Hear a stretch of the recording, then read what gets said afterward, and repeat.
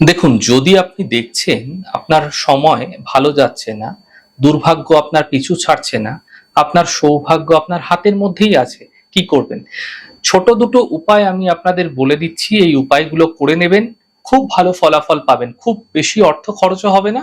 প্রত্যেক শনিবার করে বা প্রতিদিনও এটা করতে পারেন। চিনিকে আপনারা কি করবেন? একটু বেশি করে চিনি নিয়ে আপনারা ভালো করে গুঁড়ো করে নেবেন।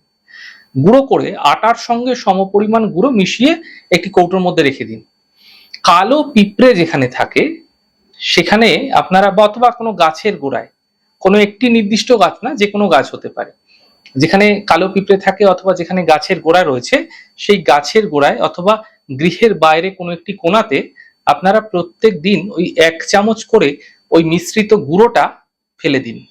কালো পিঁপড়ে যখন খাবে আপনার জীবনে যত দুর্ভোগ চলছে না, তা দূর হতে আপনারা দেখতে পাবেন।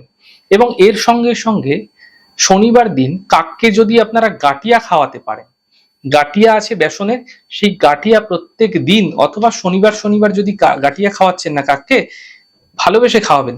এই প্রক্রিয়া যদি প্রত্যেক দিনও করে যাচ্ছেন, এতে আপনাদের দুর্ভাগ্য যা আপনার পিছু ছাড়ছিল না, তা দ্রুত দেখবেন দূর হতে শুরু হয়ে গেছে। ছোট্ট প্রক্রিয়া, অত্যন্ত সাধারণ প্রক্রিয়া, করে দেখুন, অভূতপূর্ব ফল আপনারা কিন্তু মিলতে দেখতে পাবেন।